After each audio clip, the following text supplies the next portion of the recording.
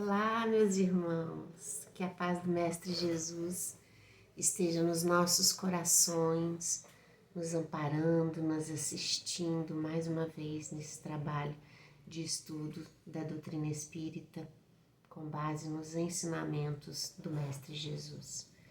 Hoje nós temos um tema muito interessante, talvez devesse de nossa parte ter maior atenção. E a gente não se dá muito conta disso, porque tem uma certa fluidez natural decorrente do nosso mundo íntimo. E a gente se acostuma tanto com isso, com o que a gente produz nesse campo, que a gente não para pensar, para refletir sobre as manifestações da palavra.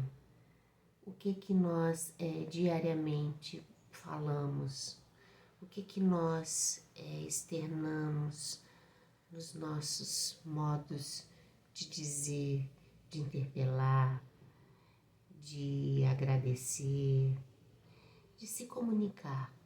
A palavra ela tem esse papel importante na vida de todos nós. Nós brasileiros temos o hábito de falar muito. Há povos que são mais contidos, mais introspectivos. O brasileiro não, o brasileiro tem essa característica de ser muito falante, muito comunicativo. Isso é uma marca a nos caracterizar até pelo mundo. Mas não basta apenas a gente exercer a ação da fala. É preciso pensar de que estamos falando, qual é o vocabulário utilizado, que tipo de ideias a gente externa quando a gente abre a nossa boca para falar alguma coisa. E nesse aspecto existe um ponto de vigilância que nós deveríamos ter. Veja bem que a comunicação ela é algo extremamente importante entre os povos, entre as pessoas. Quanto mais a gente se comunica, melhor a gente se entende, mais a gente amplia o nosso campo de percepção, de visão, de entendimento. A sabedoria, ela nasce também desse estudo, dessa busca nossa do conhecimento. Parte dele acadêmico, parte dele moral, mas esse conjunto de conhecimentos que nasce da vivência, das experiências, né, que a gente trava ao longo das nossas existências e da nossa vida presente também, é esse campo, esse acervo de situações pelas quais a gente vive, nos dá condições de tomarmos nossas decisões, de agirmos de conformidade com a nossa maneira de pensar. Então a gente, para falar de palavras e da importância das palavras na nossa comunicação, a gente precisa voltar no campo do pensamento, porque palavras expressam o que está no nosso pensamento. E quando a gente percebe isso com tamanha clareza, a gente vai entender que existe um ponto antes do falar que precisa ser retomado, que precisa ser entendido, pesquisado, que é o nosso mundo íntimo. As pessoas que vivem por se lamentar de tudo, o seu vocabulário, as suas palavras vão externar esse lamento. O irritadiço, ele não vai deixar de externar no seu modo de falar, nas palavras que escolhe para dizer, a marca dessa irritação. O apático será alguém de poucas palavras, de um vocábulo reduzido, quase que imperceptível, porque pouco quer falar, porque pouco quer se manifestar. O depressivo trará em suas palavras a marca da tristeza, do desencanto. O festivo trará em suas palavras a marca da euforia, da alegria. Então veja que na nossa manifestação de vida, nós estamos sempre externando aquilo que está na alma. Na alma, meus irmãos.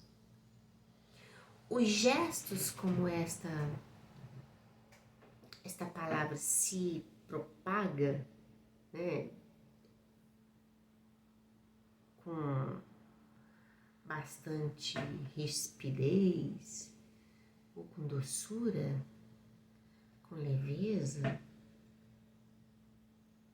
ou com brutalidade, isso tudo traduz a escolha que nós fazemos na manifestação dos nossos dizeres. Há pessoas, por exemplo, que não conseguem falar 3 palavras sem que pelo menos uma seja um palavrão. As gírias são utilizadas com frequência por jovens, adultos e até pessoas na maturidade da idade. Há pessoas que têm sempre na boca a piada, a brincadeira debochada, a perseguição a alguém ou alguma ideologia. O fato é que todos nós nos manifestamos na vida com as marcas do nosso íntimo. Quando a gente pensa nos irmãos que ao longo da vida nos deram exemplo de conduta no bem, a gente percebe em cada um deles a ponderação, o equilíbrio, a serenidade. As palavras não são soltas no ar como se fosse folhas se movimentando à força dos ventos. Não. É sempre marcada por uma estrutura linguística e emocional de valores morais. As palavras que emanavam de Jesus eram todas marcadas pelo amor, pela generosidade, pelo bem-querer, pela responsabilidade. Jesus não emitia palavras descaridosas, desrespeitosas. Jesus não se preocupava em defender-se,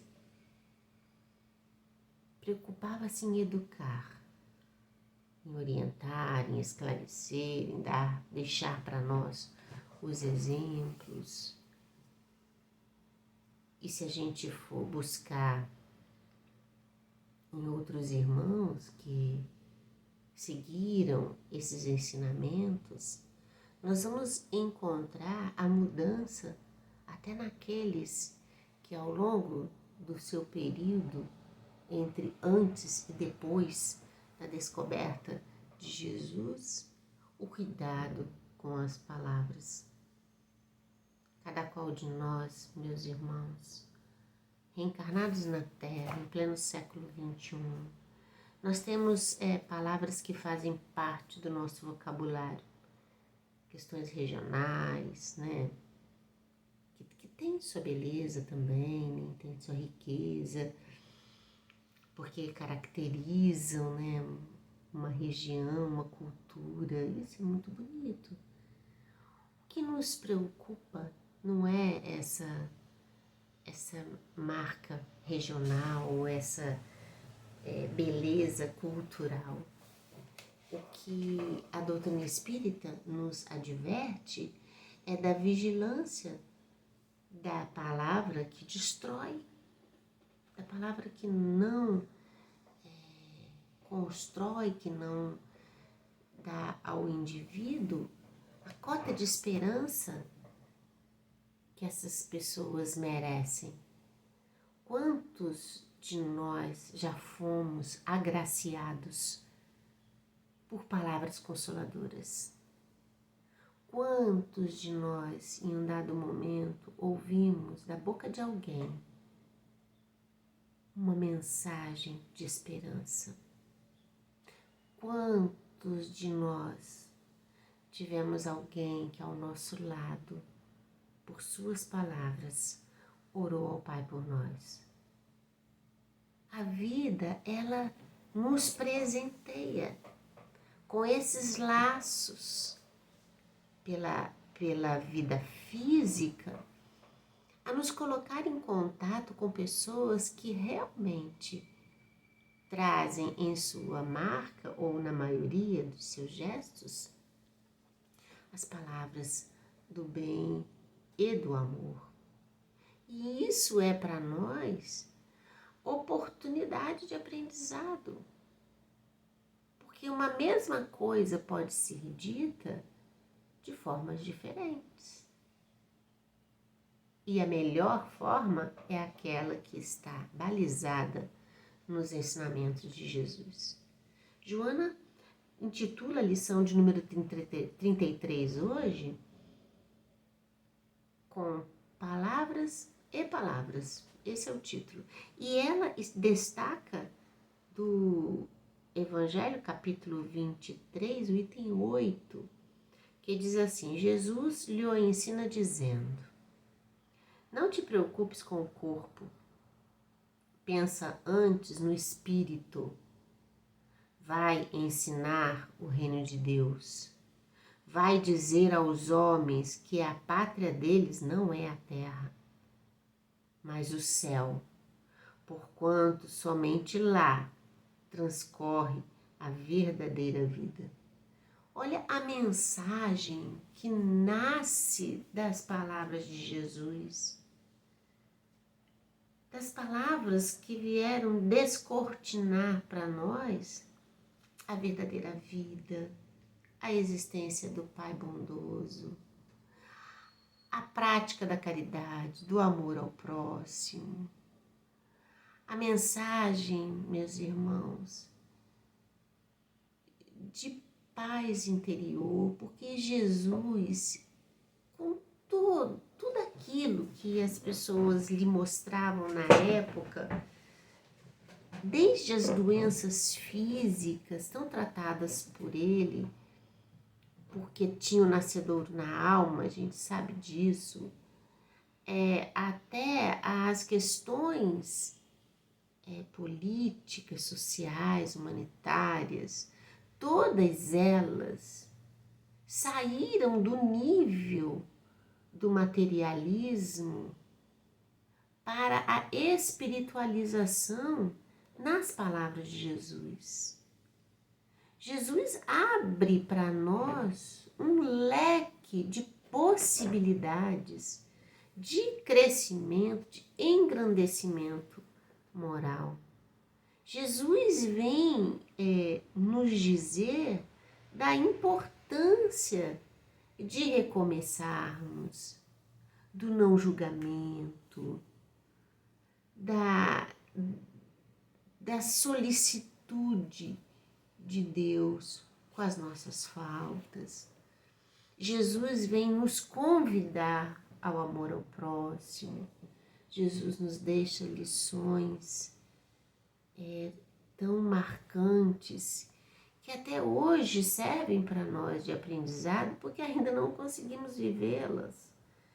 São lições grandiosas de desprendimento, de devotamento a Deus e de um imenso amor à humanidade. Então, Jesus muda o campo do diálogo, muda o nível da conversação. Jesus adverte para que façamos as escolhas certas. Jesus nos ensina a aproveitar o tempo com ações, com palavras, com conversações edificantes. Então a gente tem em Jesus um nascedouro de um comportamento cristão, marcado principalmente pela vigilância, porque na condição de espíritos imortais e residindo num planeta de provas e expiações, a vigilância é para nós ponto importante e crucial para não cometermos novas falhas. Então olha como que isso é fundamental na nossa vida.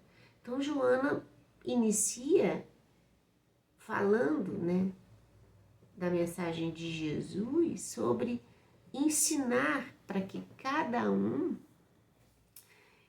descobrisse dentro de si mesmo o reino de Deus, dessa proximidade nossa com o Pai. E olha, meus queridos irmãos, a gente ainda se debate muito contra isso. Por que a gente se debate contra isso? Você pode estar se perguntando assim, mas Kátia, eu sou devotada, eu vou na casa espírita, eu faço o culto evangelho no lar. E é verdade, são coisas boas que a gente já conseguiu fazer. Mas a gente se debate porque a gente ainda não consegue fazer das nossas ações a representatividade desse amor contínuo, que liberta, que consola. A gente ainda se impede no emaranhado de interesses pessoais, de orgulho, da vaidade, da ambição, e as coisas que são verdadeiramente legítimas no valor do espírito se perdem nesse emaranhado de outros interesses. Joana, ela diz no texto que palavras que têm o poder de transformar o mundo. Perdão, vou ler de novo, eu comecei a ler errado. Ela diz assim, ela afirma: há palavras que têm o poder de transformar o mundo, alçando a condição do paraíso. E há palavras que têm a magia macabra de o depreciar em perigosos redutos do crime, onde o homem recua aos primeiros estados da animalidade. Quantos verbos são ditos na elaboração de um mau empreendimento humano, um prejuízo à coletividade, na formação de ações coletivas endereçadas ao mal. E todo o mal que a gente faz, ele volta pra gente, não tem como. Por isso que a gente vive as tormentas com tanta dor. Com tanta dor. E a gente fica se perguntando até onde a humanidade vai, né? Com tantas coisas que têm acontecido. Fruto, né, dos pensamentos vaidosos e mesquinhos, né? E a gente fica pensando que o homem mesmo talvez tenha que ter uma queda absoluta de si próprio ante a vida para conseguir enxergar aquilo que está tão claro aos nossos olhos, que na verdade todos nós somos sedentos de paz, de amor. E ainda assim nos debatemos com o contrário disso tudo, né? É muito um paradoxo isso, né? Muito complexo. Ela continua: na palavra está a força do pensamento exteriorizado. E isso aqui a gente precisa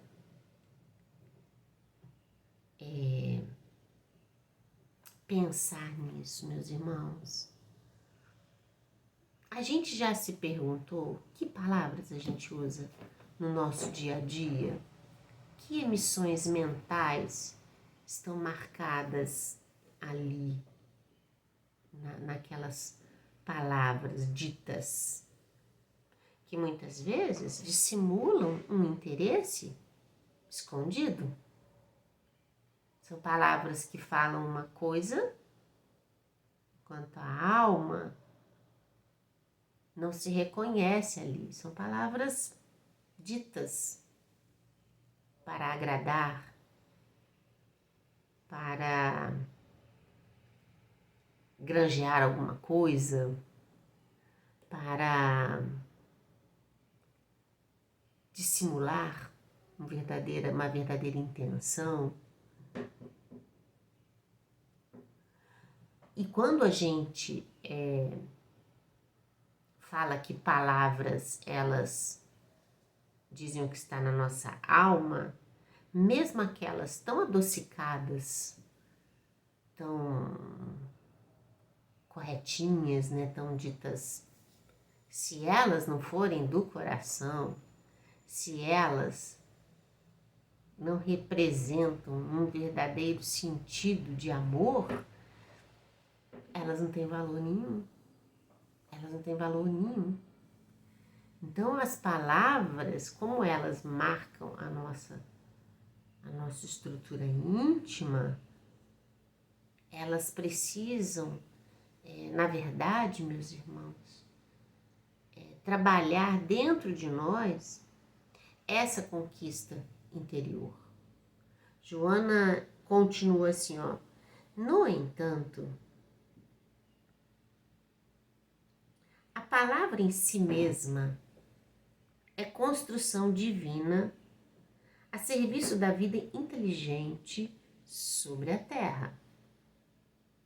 Quantos a exteriorizam expressando a condição da vida mental em que se demoram? Por isso, a palavra é perigoso instrumento de bocas viciadas, manipuladas por espíritos atormentados. Porque a gente, quando a gente fala, né, meus irmãos, isso que a gente está dizendo já está no nosso coração, no nosso pensamento. Junto de nós estão aqueles espíritos que comungam do mesmo pensamento. Muitos deles incitam que a pessoa encarnada diga as palavras que ele também gosta, compartilha. Como se eles falassem assim, você vai dizer por mim o que eu quero falar para essa pessoa, o que eu vou dizer na cara dessa pessoa. E às vezes as palavras ditas que cortam e que ferem causam no que falou extrema alegria, satisfação. Daqueles que pensam assim, coloquei fulano no lugar dele. Falei para ele tudo que ele precisava ouvir, tudo que nunca ninguém disse, eu disse. Coisas assim, né? Do comportamento humano pernicioso, invigilante, não é? Então, Joana coloca aqui que a palavra é perigoso instrumento. E olha que interessante se a gente for parar para pensar nisso. Todos nós, meus irmãos, com certeza, todos nós, em algum momento da vida, tivemos a palavra que nos construiu alguma coisa, que nos esclareceu, que nos instruiu, que nos alimentou as esperanças, que veio em forma de consolação. E essas a gente não esquece, porque veio, marcada por essa bondade, por essa generosidade. que aquela pessoa se permitiu fazer em nosso benefício. Mas também as palavras que ferem, essas a gente também costuma não esquecer. Então a gente é capaz de, por exemplo, dizer assim: nossa, um dia fulano falou para mim isso. Como se aquilo tivesse acontecendo naquele minuto com a gente. Olha como que as palavras, elas têm essa importância, porque elas vêm marcadas de energia, de uma entonação, de uma coisa que nos ataca diretamente, tanto positivo quanto negativamente, nos ataca no íntimo. Então não é algo que a gente deveria cuidar para a gente poder usar com mais sabedoria? Você pensa bem, as pessoas que nessa encarnação nasceram sem o dom da palavra, como que gostariam de se manifestar, de poder falar, de dizer o que sentem, né? E muitos de nós, a maioria de nós que consegue ouvir e falar, a gente não aproveita desse dom que nos foi concedido, essa oportunidade que nos foi concedida para manifestar coisas boas. A construção das nossas manifestações é que precisam ser vigiadas. Joana continua assim, olha. Ela vai dando um exemplos para nós, olha que interessante o exemplo dela. O criminoso fala amor, quando desejaria dizer paixão pela posse. É verdade, né? Quantos, ao dizer que amam, cometem crimes de violência física e moral? Quantos tiram do outro a liberdade de agir usando a palavra amor? Quantos levam uma coletividade à violência, à morte, falando em nome do amor, usando esta palavra? Ela continua: o artista cita o amor quando ele gostaria de expressar a visão que o emociona. Então usa a mesma palavra para dizer daquilo que o inspirou na produção, né, da sua obra, da sua manifestação artística, seja ela de qual ordem. O cristão recorda o amor quando pensa em renovar o mundo. Então, olha que ela traz para a gente a mesma palavrinha em contextos diferentes. Então, o que Joana está querendo dizer para a gente aqui? Que não é a palavra em si, mas é o que esta alma diz com aquela palavra. Ela continua: em todos os casos, amor é a mesma palavra em todas as bocas, variando todavia na vibração que a envolve. A vibração que a envolve. Educa então, olha o que ela fala, o teu modo de pensar para expressares na palavra o teu real modo de ser. Olha que lindo isso que ela está dizendo para nós. A educação é da alma, é do ser. E como que a gente consegue fazer isso, meus irmãos? Porque o processo de autoeducação, ele não é fácil. Mas os irmãos espirituais nos advertem que nós somos uma coletividade de ideias, de intenções, porque nós somos, nesta vida física, a pessoa dotada do nosso nome, da nossa identidade, de gênero, disso tudo, de vida social, de escolha profissional. Mas esses somos nós hoje, mas nós somos muitos. Por quê? Porque a gente já foi outras identidades em vidas passadas. E de todas essas vidas vividas, nós fomos acumulando experiências, vivências, saberes, conhecimentos que hoje se manifestam de modo muito direto na nossa forma de conduzir a própria vida e de ainda fazermos nossas escolhas, né, tomarmos nossas decisões e tudo mais. Então, quando a gente está hoje na vida presente, nesse processo de transformação, que é o que a Joana coloca ali, o amor do cristão é aquele que pensa em renovar-se, porque renova o mundo, a gente parte do princípio que as nossas decisões elas precisam ser pensadas, atitudes tomadas no calor das emoções não são as mais acertadas. A gente precisa repensar. A leitura edificante, meus irmãos, acreditem, ela nos liberta. E tem tanta obra belíssima da doutrina espírita para a gente ler, tantos romances, porque é ler essas coisas também que nos faz ficar bem. A gente vai sentar diante de uma obra de Joana de Ângeles e a gente vai ter que se mergulhar em estudos ali. Para a gente compreender, sei lá, 1/10 talvez, do tanto que ela quis dizer. A gente vai ler Kardec e tem que ser com uma leitura atenta, percebendo a forma inteligente com que Kardec conduziu toda a codificação.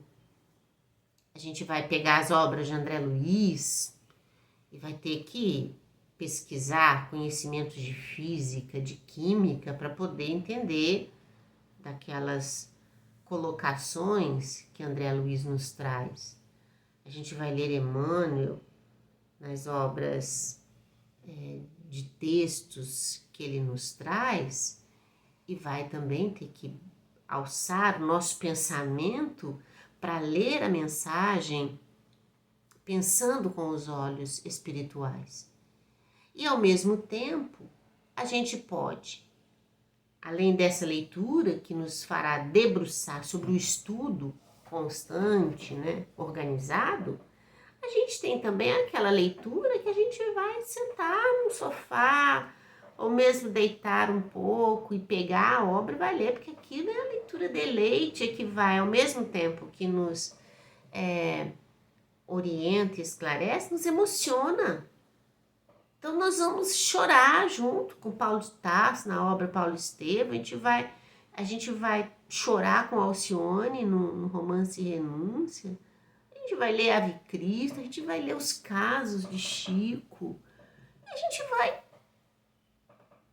alimentar a nossa alma de coisas boas. Isso é bom, meus irmãos, porque com o tempo é como se a gente, por exemplo, fosse uma terra que precisa de ser adubada todo dia, com doses de água, com um pouquinho do sol, né, com os nutrientes necessários. A leitura, nesse contexto, ela serve para a gente como esse alimento que vai aos poucos fazendo a gente mudar o nosso campo mental. Da mesma forma que os irmãos espirituais nos advertem que se a gente gosta de ouvir música, a gente tem que ouvir uma música. Se a gente gosta de fazer uma caminhada, a gente tem que fazer uma caminhada. Se a gente gosta de praticar um esporte, a gente tem que praticar esse esporte. Essas coisas, por quê? A vida, ela tem essa marca de muita responsabilidade, de muita tarefa a serem cumpridas. E é nosso dever cumprir, não é? Mas a gente precisa também entender que precisamos nos alimentar de coisas boas. O culto do Evangelho no lar é laboratório de aprendizado, ao mesmo tempo como limpeza espiritual da nossa casa. A limpeza que eu digo da gente tirar de dentro do nosso lar os nossos maus pensamentos, os comportamentos ruins que nós tivemos, as conversações inadequadas que ficaram ali plasmando dentro da nossa casa, as energias densas, pesadas, né? Então, vem os irmãos espirituais nos acolher de forma amorosa no culto do Evangelho no Lar, tratando de higienizar psiquicamente, fluidicamente o nosso lar, além de socorrer todos aqueles espíritos que, por nossa invigilância, nós trouxemos, estamos escravizando ali na nossa convivência diária, com condutas, pensamentos e palavras que não ajudarão eles em nada. Então, é dar a eles também a oportunidade de serem felizes, de seguir sua vida, de dar continuidade às suas coisas. Então, é nesse sentido que a autoeducação acontece. Quando a gente consegue, por exemplo, meus irmãos, tendo as palavras na ponta da língua, morder a língua para não falar, se essa palavra for motivo de queda de alguém, então é melhor não falar, né? E exercitar as palavras consoladoras, frutos da educação social, moral, espiritual, não é? Essas coisas são importantes, a gente precisa fazer isso. Então, quando Joana fala para nós, é para que a gente precisa expressar o nosso mundo íntimo pelas palavras, mas tratando de cuidar desse mundo. Ela continua assim: com tuas palavras inspiradas na Boa Nova, decepa a árvore da criminalidade aonde estejas, e afeiçoado ao serviço, difunde a luz da crença, seguindo para aquele que é a luz do mundo. Enriquecido por esse tesouro, a palavra que vibra sonora em teus lábios estende a esperança em volta onde te encontras. Há dores e desesperos gritando junto de ti, ansiedades e angústias inúmeras. Desencarcera dos lábios a boa palavra e ensina o reino de Deus. Talvez não possas fazer muito pelos corpos enfermos, mas pode dizer-lhes que a pátria deles não é a terra, mas o céu, porquanto somente lá transcorre a verdadeira vida. Podes informar-lhes que estão em trânsito, devendo valorizar os sofrimentos e as desesperações, como quem sabe identificar as esmeraldas valiosas escondidas nestas experiências. Valoriza dessa forma tuas palavras, fazendo-as verter bênçãos em nome de Deus, o excelso Verbo. A mensagem de hoje, meus irmãos, a palavra de Joana hoje é de advertência para nós, é de vigilância, como eu falei lá no início do estudo de hoje. A gente não se dá conta porque as palavras elas fluem tão naturalmente de nós que a gente não percebe a entonação que a gente coloca, a forma como a gente diz, as palavras escolhidas. Que Deus possa nos ajudar neste empreendimento de autodescobrimento, para que a gente vigie no nosso comportamento as palavras ditas, porque elas dizem de nós e primeiramente para nós, porque nada que a gente fizer falando ou realizando deixa de nos marcar de forma positiva ou negativa. Façamos então a escolha certa de produzir no bem, aonde quer que estejamos. Meus irmãos, muita paz, muita luz. Até semana que vem. Fiquem com Deus.